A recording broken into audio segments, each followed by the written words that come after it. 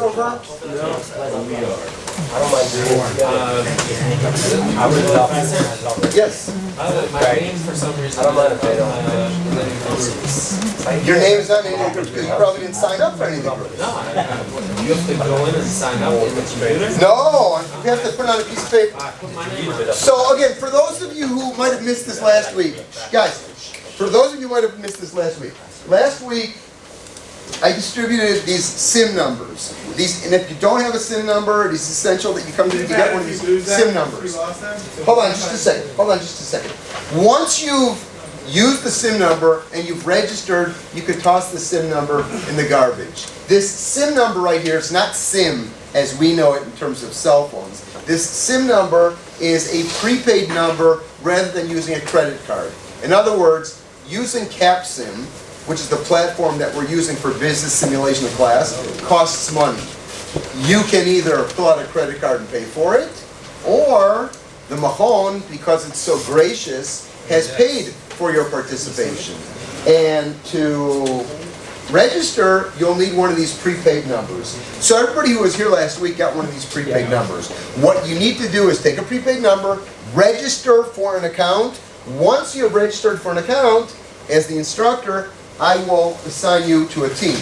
Actually, you assign yourselves to teams, and so far we have 5, 10, 15, 20, 1, 2, 3, 4, 5. We have 25 people who have self-assigned themselves to groups. So if you have not self-assigned yourself to a group, then see to it that you join a group. By the way, no group can contain more than 6 students. And we already have 2 groups with 6 students. We have 3 groups with 5 students. Team Erie is in need of more participants. So again, if you don't yet belong to a group, we'll take care of that. But I don't want to spend the class time doing that. That was something we did last week, and that's something that we'll need to do during the break.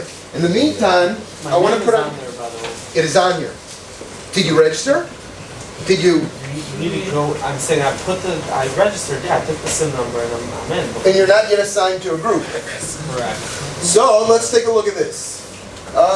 Okay, this is again what you're looking at on your screens is me. So let me just do this. It's not something that you need to be participants for, but let me just assign you to groups because there are only 3 people, so it's going to take about 10 seconds. Val. What group? Oh, now I'm in. You're in A. Let me assign you to A. He's already assigned. Yeah. I'm joined. Just joined right now. Yeah. No. But I need to assign you. Look on your screen. Assign. Yeah. I'm assigning you to A. And Michael's also an A. Don't you start. Hold on just a second. Mickey. Yeah, also an Andrews, also A. Okay. See you in just a second. Hold on. Let me assign you to A. Thanks. And Yitzchak. Whoa. Yitzchak. Where are you? Okay, you're in E. Another one? So I'm assigning you to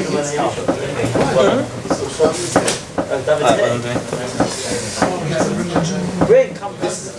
E is Eli Yitzchak. What team? Yeah. We're all So you're all assigned. to join us. Okay, guys, take a look what I'm going to do right now. Future. High socks. High socks. Shh, guys. Take a look what I'm going to do right now. Guys, sit down. Look at your computers. Sit down. Look at your computers. Okay, so if you're having problems with your computer right now, then just join up with somebody else and look at his computer if you're having technical difficulties. We'll take care of it during the break. Again, I don't want to do what last time do it. Okay, guys, take a look.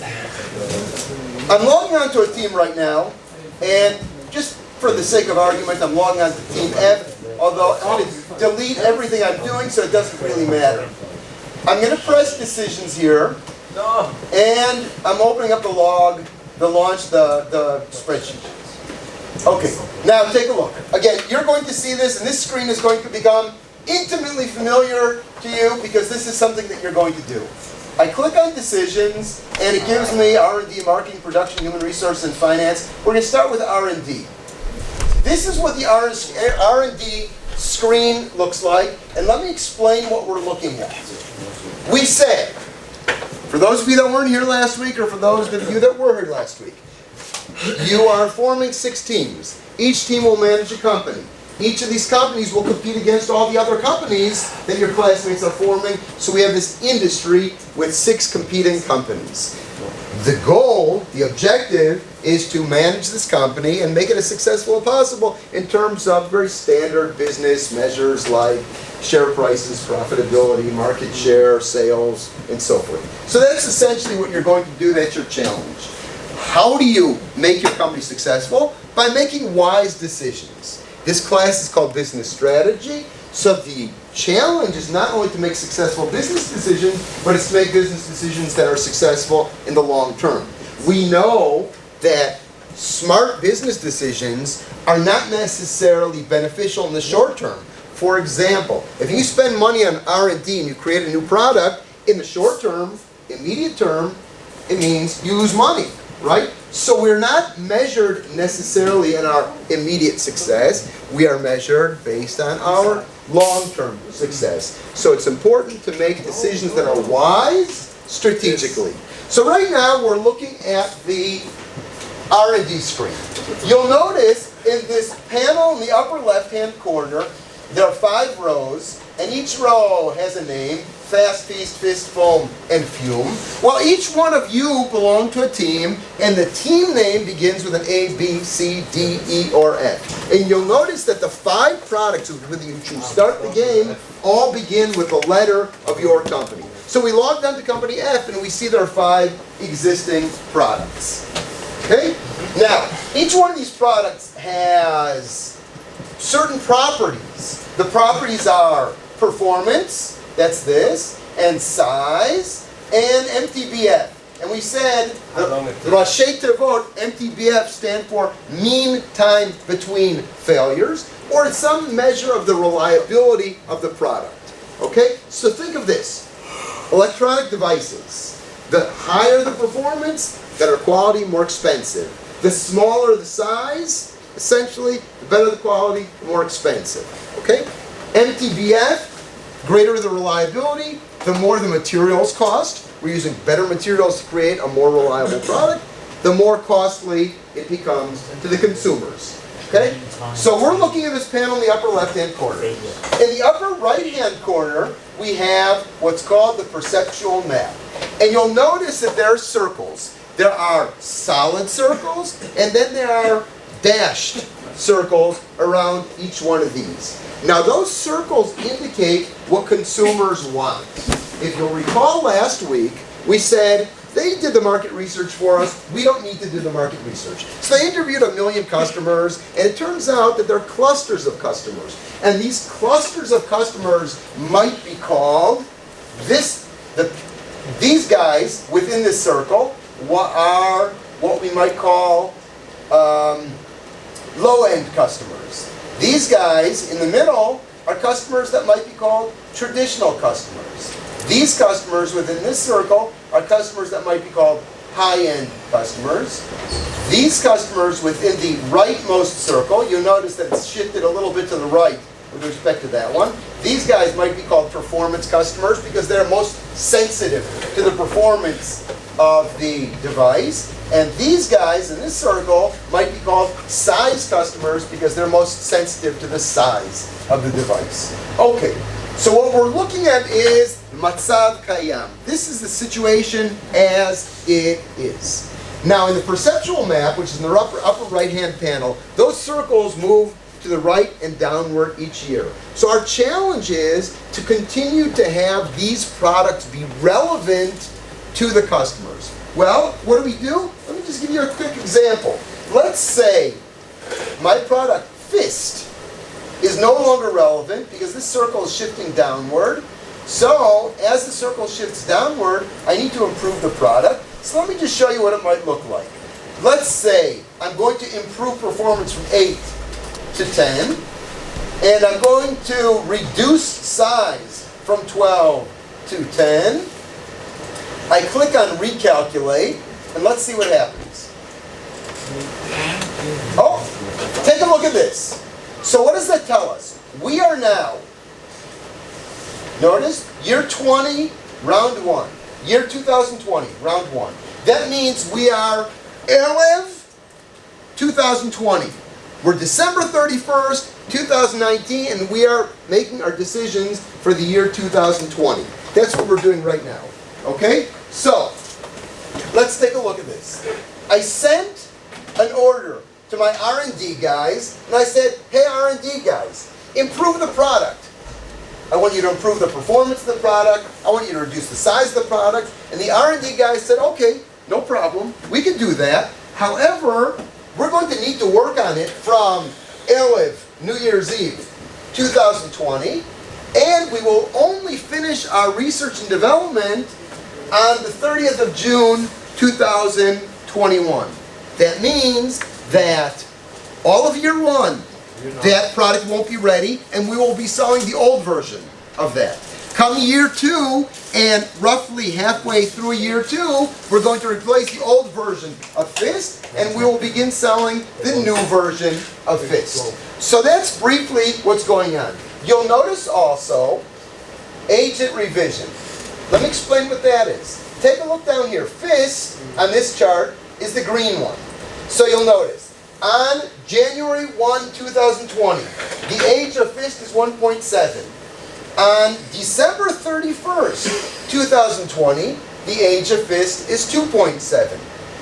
Come January 1st, 2021, January 2nd, January 3rd, Fist is going to continue to age until the 30th of June 2021, when the new and improved Fist rolls off the assembly line.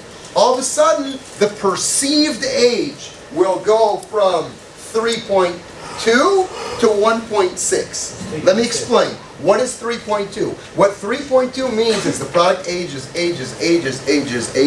When the new and improved version is introduced, the perceived age automatically is cut by 50%. Again, the analogy that I gave last week is you have a 10-year-old car and you replace the engine.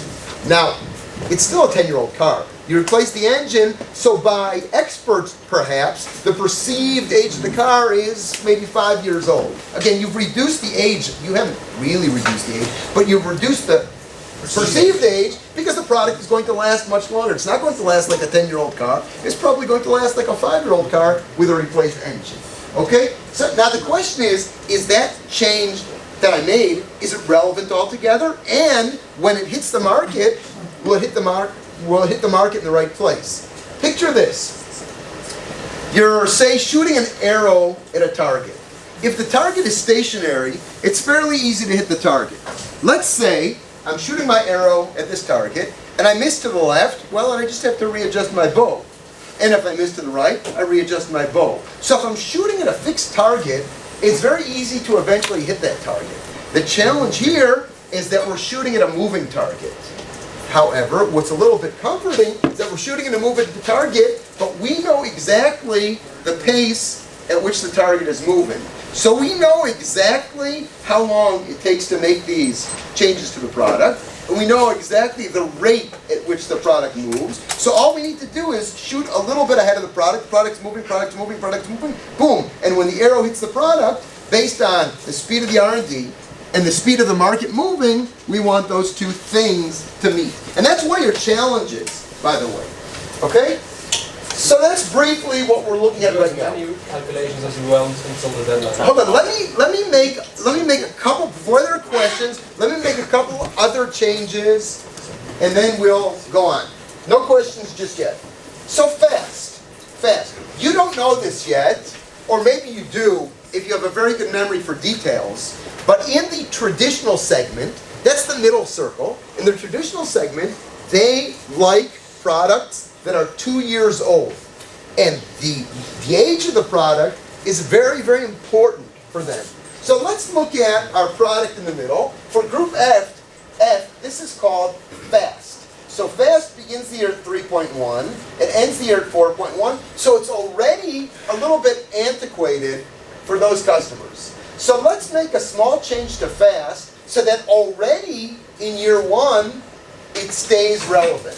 So we'll make a small change to fast. We'll change this performance from 5.5 to say 6. And we'll change the size of fast, again, smaller, better. We'll change it from 14.5 to 14.0, let's say. And let's see what happens to fast. Notice a couple things. Obviously, you'll notice that the distance between the black version of fast and the red version of fast, that's the current version and the new and improved version. You'll notice that the space between black and red for fast is much smaller than black and red for fist, obviously because we changed it by fewer units, both in terms of performance and size. You'll also notice that because the change was much smaller, the R&D duration is much smaller. Notice that the R&D duration for FIST takes all of 2020, that's 12 months, and another roughly 6 months into 2021, that's about 18 months of R&D. Whereas the minor change that we made to FAST, it'll take us roughly 5 months. You'll also notice, by the way, the cost of the R&D. This is $377,000. That's not particularly expensive. And this is $1.5 million, so that's obviously much more expensive. But what else are we accomplishing, people? FAST starts the year at age 3.1. January, February, March, April, boom! We get to the 15th of May. It's 3.5 years old. And I said, when we come out with a new version, the age automatically gets cut by 50%. So we go from 3.5 to 1.7. And you know what, people? We said, and I'll show you how I know this, we said that the desired age is 2.0, and we're pretty close to 2.0. That means from the perspective of age, that's a very desirable product for the traditional market segment customers. Let's stop for a second. Questions? Yes, Ruben. How come with the fist age, you don't see what happened just now to the fast age? Yes, exactly. Benjamin, got it. You're right. Each of these line segments in blue and black and green and red and tchelet, I guess you would call it, aquamarine, I don't know what that color is called, but each one of those line segments represents a particular product from January 1 to December 31. Because FIST becomes new and improved post 2020, we can't see that yet. But we know that on the 30th of June in 2021, we know that it's going to make one of these dips, just like FAST makes. Okay? Good. Other questions? Yes? 2 questions. Is the perceptual map, that changes automatically, or is that? Yes, it does. So, for example, when we get to Erev round 2, or Erev round 3, or Erev round 4, we're going to see a slightly different perceptual map. But we have to be lucky. We have to be lucky because we know exactly the pace of the shift of each of these market segments. So while we don't have the graph yet, we know exactly what it's going to look like because we know the rate at which each one of these circles move, and I'm going to show that to you momentarily. Good question. My second question Sure. is, are we allowed to just eliminate the product? Absolutely. Absolutely. Okay. So yes, you may eliminate a product. So let me tell you this. Guys, a product that's profitable, you don't eliminate. A product that's a losing product, you eliminate. So if there's a desire, and if you're making, say, hundreds of thousands of dollars rather than millions of dollars, there's no incentive to eliminate that product just yet. But you're right. If the circle drifts away, you may choose to eliminate the product. That's a perfectly legitimate decision. For example, let's say feet. Let's say my attitude vis-a-vis feet is what might be called in proper strategic terms, shev al ta'aseh. if Sheva Anta says the strategy that I'm adopting vis-a-vis product feet doesn't move, the circle moves. Feet doesn't move, circle moves some more. After a number of years, that circle is going to move. In other words, I'm going to be making this feet product, and it just won't appeal to anybody because the market will have shifted away from it. And if I choose to adopt that strategy, at some point, I will need to eliminate the product because it just won't have any customers anymore. Another thing that I want to demonstrate, hold on, before I go on, any more questions? Ruben, just a second. Any more questions? Yes? What determines the age profile that's most prevalent within a market segment? Okay, that's a good question. So, let me explain. There's the age of the product, in actuality, and there's the age that's desired of the product. So, for example, we're talking about traditional market segment. For F, it's called fast. Traditional customers, how do I know this? I'll show you. Traditional customers want a product that's 2 years old. Whether it's slightly more or slightly less, the further the distance from 2, the less desirable it becomes. Okay? However, if it's 1.7 versus 2.3, even though 1.7 is 0.3 away from 2, and 2.3 is 0.3 away from 2, correct. 1.7 is more desirable because as it ages, it becomes better. Whereas when it's 2.3, it's still 0.3 units away from 2, but as it ages, it gets further and further away. Now you don't know this, you will know it soon, but low-end customers desire products that are 7 years old. So our low-end products, you'll look at the age. What's the age of our low-end product there? Take a look.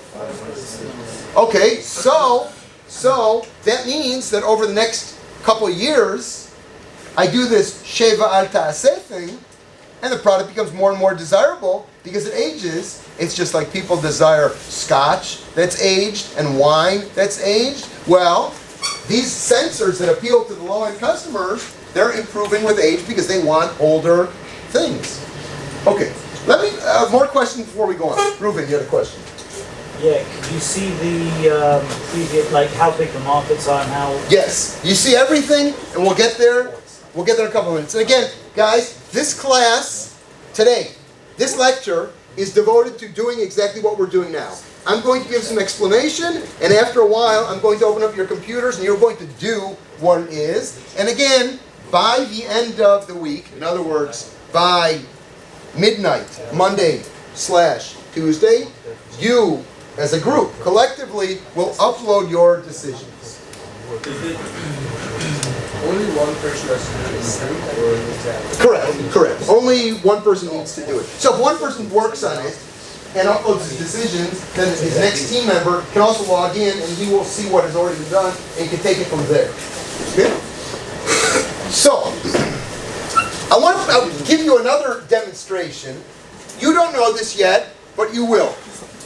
In the high end, that's the circle that's furthest to the right and down.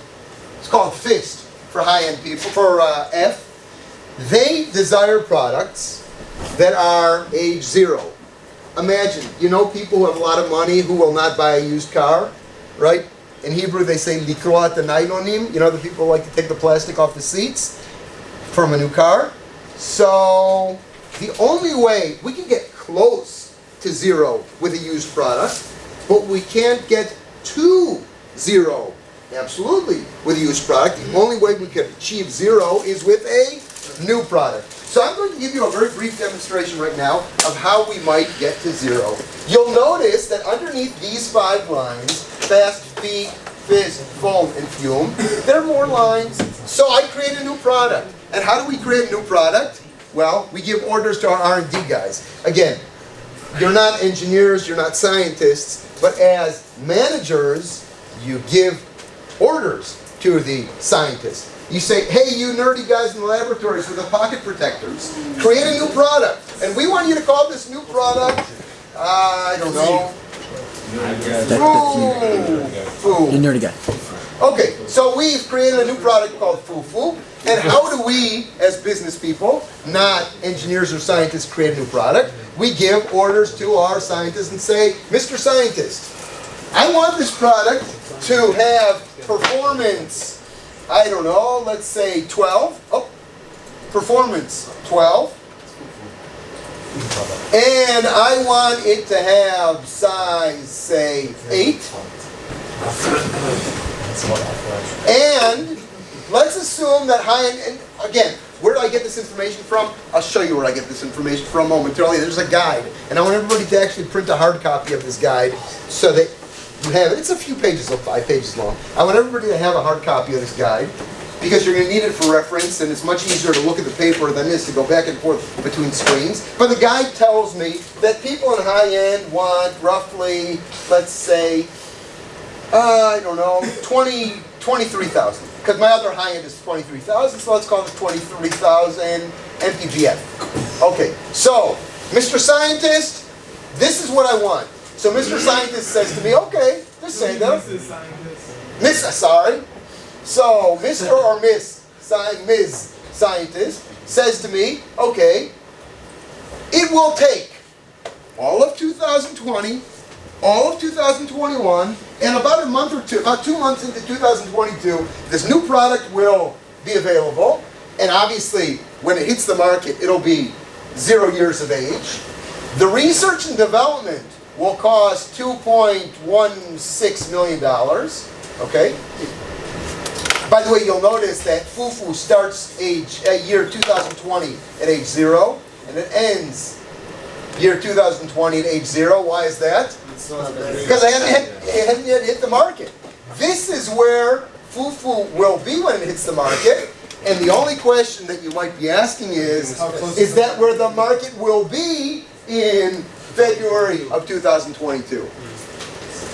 Probably. But what happens to adjust that R&D platform? I could play around with it. I could say, you know what? Okay, Ms. Scientist. Let's do it this way. Dr. Scientist. You know, that's a little bit more than I want to spend, or maybe that's a little bit more than I'm willing to. I want it to hit the market a little bit sooner. So can you make it hit the market a little bit sooner? So Dr. Scientist will say, okay, you know what? Let's readjust the performance. Let's see what happens if we make it 11.7, let's say. And let's readjust the size, and let's make it, say, 8.3. Let's do that, okay? Let's play around with this. Tinkers in the laboratory, and he comes back, she comes back and says, January. Hey, you know what? Okay, let's readjust this a little bit. Let's say 11.4, and let's say 8.4, let's just say. Let's see where it's taking us. Wow! So this product, again, we're still not entirely convinced that that's appropriate for the start of the year 2020. But what we did do is we saved ourselves about $150,000, and we saved ourselves, or no, we didn't save ourselves. We've gained ourselves another 2 months on the market. In other words, picture this. Picture this. You people are from Chutzpah, so you understand the seasonality of things. If you're making a new product and you miss the Christmas season, it's not that you've missed a day or 2 days or 3 days of sales. It's that you've missed an entire year of sales. By the way, this happened with, I think it was Hershey a couple of years ago. They screwed up with their inventory management system and they missed Halloween. Halloween, in the US at least, Halloween and Valentine's Day. Maybe Easter, Valentine's Day, I'm not sure. Easter, Valentine's Day, whatever it is, those are the big candy or chocolate sales days of the year. So it's not like sales on those days are comparable to the other 360 some odd days of the year. You miss those days, you miss the year. So we might want our product to hit the market January 1st, so we capture sales from the entire year rather than just sales from 10 months out of the year. By the way, once you have a new product, should you